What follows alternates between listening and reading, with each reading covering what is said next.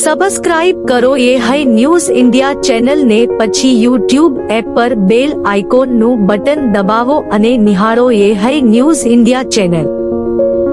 Audio Jungle. બનાસકાંઠાના સુઈગામ ભાભર વાવ થરાદમાં વરસાદી અસર બાદ તંત્ર દ્વારા રાહત બચાવ કામગીરી પૂરજોશમાં ચાલી રહી છે. જિલ્લા કલેક્ટર મિહિર પટેલે જણાવ્યું હતું કે વહીવટીતંત્ર એનડીઆરએફ અને એસડીઆરએફની સંયુક્ત કામગીરીથી 1678 લોકોને સફળતાપૂર્વક સ્થળાંતર કરાયા છે, જ્યાં યુજીવીસીએલની 86 ટીમ દ્વારા 297 ગામ પૈકી 133 ગામડામાં વીજ પુરવઠો પુનઃસ્થાપિત કરવામાં આવ્યો છે. આ સાથે જિલ્લા કક્ષાની 19 સમિતિઓ રાહત અને બચાવ કામગીરીમાં ખડે પગે કાર્યરત છે. અત્યાર સુધીમાં કુલ 1678 લોકોને રેસ્ક્યુ તથા સ્થળાંતર સ્થાનિક તંત્ર અને 5 જેટલી એનડીઆરએફ અને એસડીઆરએફની ટીમ દ્વારા કરવામાં આવેલા છે. જે ખાસ 4 તાલુકા છે, ભાભર, સુઈગામ, થરાદ અને વાવ, એમાં યુજીવીસીએલ વિભાગની 86 કરતાં વધારે ટીમ કાર્યરત છે. કુલ 297 જેટલા ગામોમાં વીજ પુરવઠો પ્રભાવિત થયો હતો. એમાંથી હાલમાં 133 જેટલા ગામોમાં વીજ પુરવઠો કાર્યરત કરી દેવામાં આવ્યો છે. રાહત બચાવની કામગીરી છે તેને વધુ અસરકારક બનાવવા માટે જિલ્લા કક્ષાની 19 સમિતિઓ વિવિધ જિલ્લા કક્ષાના અધિકારીઓની અધ્યક્ષતા હેઠળ બનાવવામાં આવી છે, જેમાં રાહત બચાવ, સ્વચ્છતા, કૃષિ, પશુપાલન, વિદ્યુત, રસ્તા મરમ્મત વગેરે સમિતિઓનો સમાવેશ થાય છે. બનાસકાંઠા જિલ્લામાં ભારે વરસાદને કારણે વાવ તાલુકામાં જળબંબાકાર જેવી પરિસ્થિતિ સર્જાઈ છે. તાલુકાના અનેક ગામો પાણીમાં ગરકાવ થતા ગ્રામજનો મુશ્કેલીમાં મુકાયા છે. ચુવા, ઉચપા, ગંભીરપુરા, ગોલગામ, ભાખરી, નાળોદર, ભાટોવરવાસ, મોરીખા, માળકા, ભાચલી, તીર્થગામ, તડાવ, બુકણા, ડેડાવા, રાછણા અને લોધરાણી સહિતના ગામોમાં પાણી ઘૂસી જતા સામાન્ય જનજીવન ઠપ થઈ ગયું છે. સ્થાનિક તંત્રને સતર્ક બની એનડીઆરએફ તથા એસડીઆરએફની ટીમો સતત બચાવ કામગીરીમાં જોડાઈ છે. અત્યાર સુધીમાં અંદાજે 70થી વધુ લોકોને રેસ્ક્યુ કરી નજીકની પ્રાથમિક શાળામાં ખસેડવામાં આવ્યા છે, જ્યારે 1000થી વધુ લોકોને સ્થળાંતર કરવામાં આવ્યા છે. પાણીમાં ફસાયેલા પશુઓના અવગણિત મોત નિપજ્યા હોવાની માહિતી મળી રહી છે. વધુમાં કસ્ટમ રોડ નાળું તૂટી જવાથી અનેક ગામોનો રસ્તો તૂટી પડ્યો અને ગામો સંપર્ક વિહોણા બની ગયા છે. વાવ મામલતદાર કચેરીમાંથી મળતી વિગતો મુજબ અસરગ્રસ્ત ગામોમાં રાહત રૂપે 10,000થી વધુ ફૂડ પેકેટ્સ તેમજ 25,000 પીવાના પાણીની બોટલો પહોંચાડવામાં આવી છે. હાલમાં મોટાભાગના ગામોમાં ફૂડ વિતરણની કામગીરી ચાલુ છે. સરકાર અને તંત્ર ગ્રામજનોને તાત્કાલિક સહાય મળી રહે તે માટે સતત પ્રયાસશીલ છે. બનાસકાંઠા જિલ્લાના સરહદી પંથકમાં છેલ્લા 3 દિવસથી સતત વરસી રહેલા વરસાદ અને ભારે પવનના પ્રકોપે ખેડૂતોને મોટું નુકસાન થયું છે. ખાસ કરીને પપૈયાનો પાક જમીનદોસ્ત થતાં ખેડૂતોમાં ચિંતા ફેલાઈ છે. બાજરી, જુવાર, એરંડા અને મગફળી જેવા ખરીફ પાકો પણ પવન અને વરસાદથી બરબાદ થયા છે. ખેતરોમાં પાણી ભરાઈ જતાં જળબંબાકાર જેવી સ્થિતિ સર્જાઈ છે. ત્યારે ખેડૂતોએ પોતાની વેદના ઠાલવતા જણાવ્યું હતું કે પવનના ભારે ઝાપટાથી પપૈયાના છોડ તૂટી પડ્યા છે અને દાડમ સહિતના બાગાયતી પાકને પણ ભારે નુકસાન થયું છે. ઘણા ખેડૂતોને મોટાભાગે પાક બરબાદ થવાની ભીતિ છે. ઘાસચારો નાશ પામતા પશુપાલકો પણ મુશ્કેલીમાં મુકાયા છે. ત્યારે ખેડૂત આગેવાન અને ભારતીય કિસાન સંઘના તાલુકા મંત્રી ખેગારભાઈ પટેલે જણાવ્યું હતું કે ભારે વરસાદ અને પવનથી બાજરી, જુવાર, એરંડા, મગફળી સહિતના પાકો બરબાદ થયા છે. સરકાર તાત્કાલિક અસરગ્રસ્ત વિસ્તારોનો સર્વે કરી ખેડૂતોને રાહત આપે તેમ જણાવ્યું હતું. હું વાઘેલા નરસિંહભાઈ રૂપાજી, તાલુકો થરાદ, લવાણા કળશ. અત્યારે અમારે ખેડૂતોને તમામ બાજરી નાશ પામી છે, તો સરકાર શ્રીને નમ્ર વિનંતી કે અમારી ખેડૂતોને થોડી સહાય કરે એવી નમ્ર વિનંતી. જય જવાન જય કિસાન. અત્યારે 3 દાડાથી સતત વરસાદ અને વાવાઝોડાની રીતેથી પવન ચાલુ હતો. એમાં ખેડૂતોનો દરેક પાક, બાજરી છે, જુવાર છે, એરંડા છે, મગફળી છે, બાગાયતી પાક છે, દાડમ, પપૈયા, દરેક પાક બધો નિષ્ફળ જતો રહ્યો છે. એટલે સરકારશ્રીને વિનંતી કે આમાં તાત્કાલિક સર્વે કરાવે અને જો આલવા યુગ છે એને સરકાર રાહત આલે એટલી અમારી કિસાન સંઘ દ્વારા માંગ છે.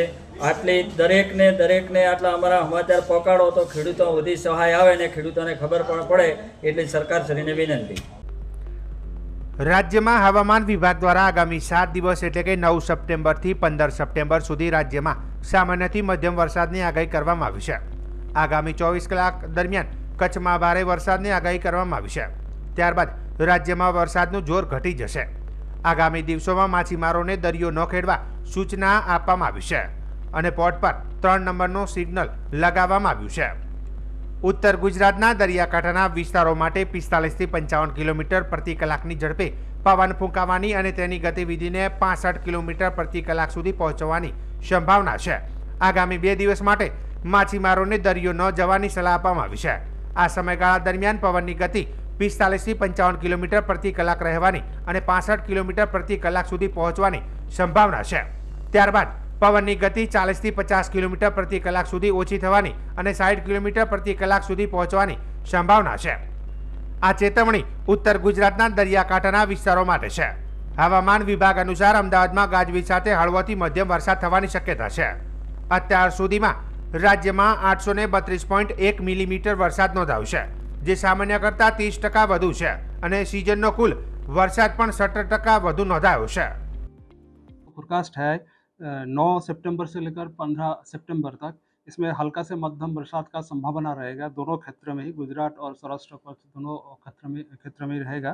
इसमें पहला दिन जो है सौराष्ट्र कच्छ में हेवी रेनफॉल आइसोलेटेड प्लेसेस में कच्छ के लिए दिया गया है और बाकी हेवी रेनफॉल वार्निंग नहीं है. कच्छ के लिए येलो वार्निंग दिया गया है और जो थंडरस्टॉर्म का वार्निंग आज के लिए दिया गया है 9 सितंबर के लिए. दोनों क्षेत्रों में ही थंडरस्टॉर्म विथ लाइटनिंग के साथ 30 to 40 किलोमीटर विंड स्पीड का वार्निंग दिया गया है. और जो हमारा कोस्टल जो वार्निंग है स्क्वाली वेदर के साथ 45 to 55 किलोमीटर प्रति घंटा, गस्टिंग टू 65 किलोमीटर प्रति घंटा उत्तरी गुजरात के तटीय क्षेत्रों के लिए पूर्वानुमान है. फिशरमैन वार्निंग अगले 2 दिन के लिए दिया गया है. ये भी दोनों क्षेत्रों के लिए दिया गया है. इसमें विंड स्पीड जो है 45 to 55 kilometre, gusting to 65 kilometre प्रति घंटा में. और जो उसके बाद कल इसका विंड स्पीड थोड़ा कम हो जाएगी, 40 to 50 किलोमीटर प्रति घंटा, गस्टिंग टू 60 किलोमीटर प्रति घंटा. इसमें फिशरमैन वार्निंग जो है उत्तरीय जो तटीय क्षेत्र है इसके लिए दिया गया है. और पोर्ट वार्निंग दोनों क्षेत्रों के लिए दिया गया है. LCS 3 सिग्नल होस्ट हुआ है.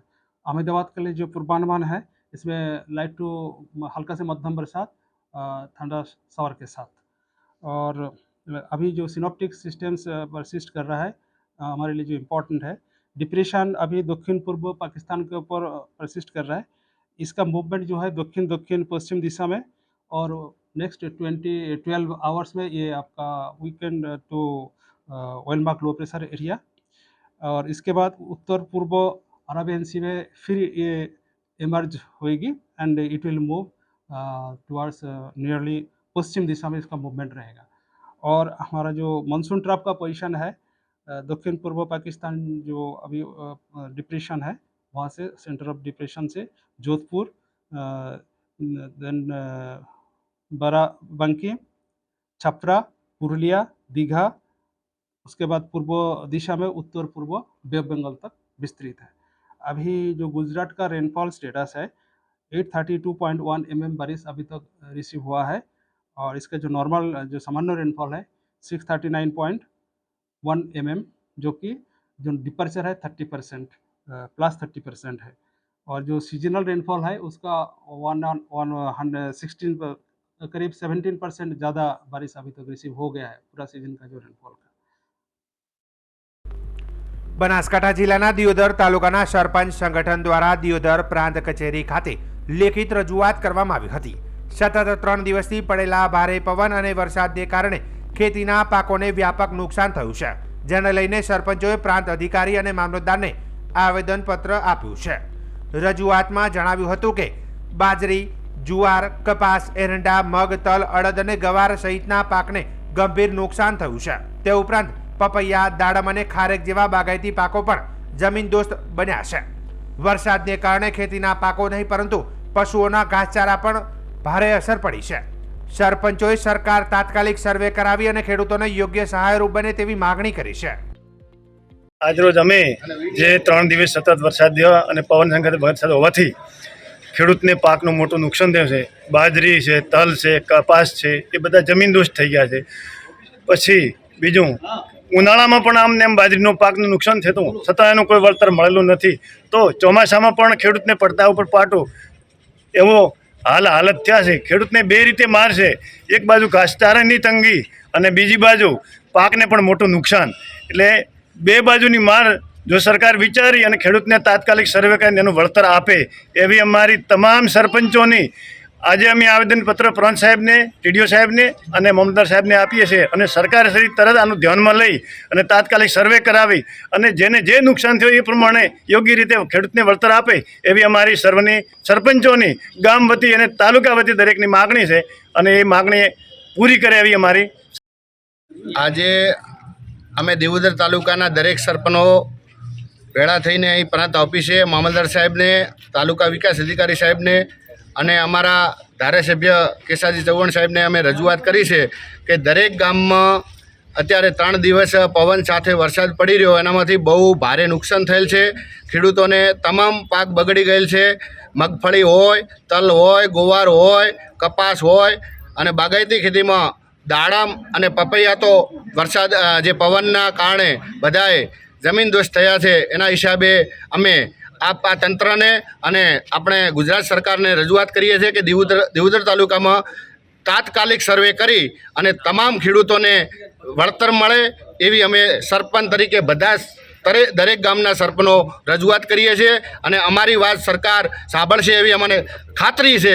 એટલે અમારી વાત તાત્કાલિક ધોરણે સર્વે કરવા માટે તમામ તંત્ર જોડાય એવી સાથે અમે બધા 3 દિવસથી સતત પવન સાથે બહુ અતિવૃષ્ટિ જેવું એમ કે વરસાદનું વધારે વાતાવરણ હોવાથી ખેડૂતોને બહુ મોટા પાયે નુકસાન થયું છે કે બાગાયતી પાકમાં અને જે બાજરી છે કે તલ છે કે જેવા બધા ભાગી ગયા છે અને પપૈયામાં કે જે ખારેક છે એમાં પણ બધે નાશ પામ્યો છે.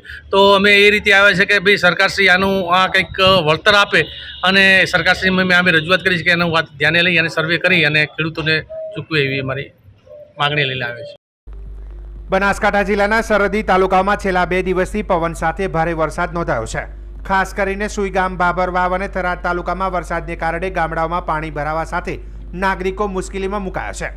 સાંજે વિધાનસભાના અધ્યક્ષ શંકરભાઈ ચૌધરી વિધાનસભા ગૃહની કાર્યવાહી પૂર્ણ થયા બાદ પોતાના મત વિસ્તાર થરાદ ખાતે અસરગ્રસ્ત નાગરિકો વચ્ચે પહોંચ્યા હતા. અધ્યક્ષે જિલ્લા વહીવટીતંત્ર સાથે તાત્કાલિક બેઠક યોજીને વરસાદથી થયેલ નુકસાન, સ્થળાંતર, રાહત કામગીરી તથા આગામી આયોજન અંગે વિગતવાર ચર્ચા કરી હતી. અધ્યક્ષે રાહત કાર્યો તથા નાગરિકોને જરૂરી તમામ સહાય ઉપલબ્ધ થાય તે અંગે સૂચનો કર્યા હતા. આ બેઠકમાં જિલ્લા કલેક્ટર મિહિર પટેલ, જિલ્લા વિકાસ અધિકારી એમ જે દવે, જિલ્લા પોલીસ અધિક્ષક પ્રશાંત સુબે સહિતના ઉચ્ચ અધિકારીઓ ઉપસ્થિત રહ્યા હતા.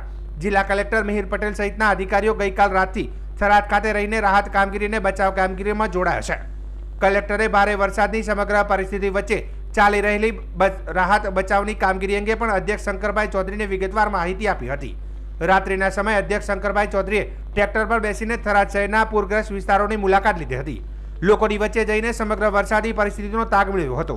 તેમણે લોકોને આશ્વાસન આપ્યું હતું કે સરકાર અને તંત્ર તેમની સાથે છે અને દરેકને જરૂરી સહાય પહોંચાડવાની કામગીરી શરૂ કરી દેવાઈ છે. અધ્યક્ષે તાત્કાલિક ભોજન સહિતની વ્યવસ્થાનું નિરીક્ષણ કર્યું હતું. અધ્યક્ષ શંકરભાઈ ચૌધરીએ ચિકિત્સા સુવિધાઓ, સુરક્ષિત આશ્રય સ્થાનો, દવાઓની ઉપલબ્ધતા તથા મહિલાઓ અને બાળકો જરૂરી સુવિધા, વીજળી બચાવ અને રાહત ઉપલબ્ધ કરાવવા અંગે તંત્ર સાથે મળીને ઝડપી તૈયારીઓ માટે સૂચન કર્યું હતું. તેમણે નાગરિકોને તંત્ર તરફથી આપવામાં આવતી સૂચનાઓનું પાલન કરવા જણાવાયું હતું. આજે કરવામાં આવી છે, કયા કયા તાલુકાઓ જે છે સૌથી વધારે અસરગ્રસ્ત છે અને કયા પ્રકારની તૈયારી હવે તંત્ર દ્વારા પણ કરવામાં આવી છે? આપ સૌની પાસે જાણકારી છે કે છેલ્લા 24 કલાક કરતાં વધારે સમય સતત વરસાદ ચાલવાને કારણે વધારે હેવી પવન અને વરસાદ કેટલાક વિસ્તારની અંદર 15 ઇંચ કરતાં પણ વધારે વરસાદ થયો. જે સરેરાશ 20-25થી વધારે ઇંચથી વધારે વરસાદ આખા વર્ષનું ન થતો હોય ત્યાં 24 કલાકની અંદર 15 ઇંચ જેટલો વરસાદ થઈ જાય એટલે આખું જળબંબાકાર જેવી સ્થિતિ સુઈગામ તાલુકો હોય, વાવ હોય, થરાદ હોય કે બાબર આ વિસ્તારની અંદર છે. પવન વધારે હોવાને કારણે ખેતીના પાકો પણ બધા પડી ગયા છે અને બીજું રણ પ્રદેશની અંદર પાણીનો નિકાલ જનરલી અહીંથી થતો હોય છે પરંતુ રણ પણ બધું ભરેલું છે અને પાકિસ્તાન બાજુથી પણ પાણી આવી રહ્યું છે અને બીજી બાજુ રાજસ્થાનનો જે વિસ્તાર છે ત્યાંથી લુણી નદી અને તેનું પાણી પણ આ રણમાં આવ્યું છે. બધું પાણી એક જગ્યાએ એકઠું થયું અને પશ્ચિમ દિશાથી પૂર્વ દિશા તરફ આવતો પવન છે. તો મોજા જે આવે છે આ પાણી જે વરસાદનું પાણી જે રણમાં નિકાલ થવું પડે તેના બદલે સામે બેક મારી ગયું, જેથી કરીને રણની અંદર પણ 5-7 ફૂટ પાણી અને ખેતરોની અંદર પણ ઘણી જગ્યાએ 5 ફૂટ 7 ફૂટ 10 ફૂટ સુધીનું પાણી અહીંયા સંગ્રહાઈ ગયું છે. આજે વરસાદ બપોર પછી અત્યારે બંધ રહ્યો છે. સવારે વહેલા જ આની ગંભીરતા લઈને કલેક્ટરશ્રીએ જિલ્લાના અધિકારીશ્રીઓને અલગ અલગ કામ સોંપ્યું, અલગ અલગ ટીમોને તાલુકા પણ સોંપ્યા, એસટીએમ કક્ષાના અધિકારીઓને, એકથી વધારે એસટીએમ કક્ષાના અધિકારીઓને એક તાલુકાની અંદર જે ગંભીરતા છે એ પ્રમાણે એમને જવાબદારી સોંપીને એ કામ ચાલુ કર્યું. લોકોને રેસ્ક્યુ કરીને બહાર કાઢવાનું જે કામ હતું એમાં પણ એનડીઆરએફની ટીમ અને એ લોકોએ પણ કામ કરીને કેટલાક લોકોને બચાવવાનું કામ કર્યું છે. હજુ પણ કેટલાક લોકો ફસાયેલા છે અને આજે રાત્રે અને કાલ સવાર સુધીમાં લાવી દેશે. જે જગ્યા ઉપર છે ત્યાં એ લોકો સલામત છે તેવા પણ સમાચાર એમણે જિલ્લા તંત્રને આપ્યા છે. ઇલેક્ટ્રિસિટી સમયસર પહોંચી જાય એ સૌથી પહેલી પ્રાયોરિટી અને યુજીવીસીએલની પૂરી ટીમ, એમના એમડી પણ અહીં આવ્યા છે અને પૂરી ટીમ કામે લાગી છે. 125 ગામને બાદ કરતાં બાકીના બધા ગામ કાલે સાંજ પહેલાં જેની અંદર ફૂલ પાણી ભરેલું છે વધારે, જ્યાં ખોદી નથી શકાય એવું એટલા જ માત્ર ગામોની અંદર ત્યાં બાકી રહેશે. બીજા બધા ગામોમાં સાંજ સુધીમાં કનેક્ટિવિટી એ લોકો કરે, ઇલેક્ટ્રિસિટી ચાલુ થઈ જશે એવી એ લોકોએ ખાતરી આપી છે. 56 જેટલી ટીમો બનાવીને અલગ અલગ ઉત્તર ગુજરાતમાંથી અહીંયા ડિપ્લોય કરી નાખી. તે સિવાય આરએનબીની ટીમ, પંચાયત અને સ્ટેટ બંનેની ટીમો પણ આવી છે. જે રોડની કનેક્ટિવિટી નથી તેને પણ કામ કરવા માટે ઝોનના અધિકારી એ અહીંયા આવી ગયા છે અને એ પણ કામ ઉપર હાથ ઉપર લીધું છે. એ જ પ્રમાણે ઇરિગેશન અને હેલ્થ આ સહિતની પૂરી ટીમો કામે લાગી છે. સમસ્યા ખાસી મોટી છે, કામ 1-2 દિવસમાં પૂરું થાય એવું નથી. મિનિમમ એકાદ વીક તો કામ કરવું જ પડશે.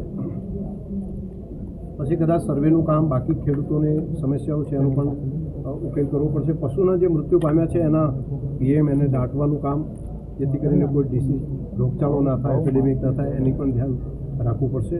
તો કામ ઘણું મોટું છે, પરંતુ પૂરી ટીમ, જિલ્લા વહીવટીતંત્ર કામે લાગ્યા છે.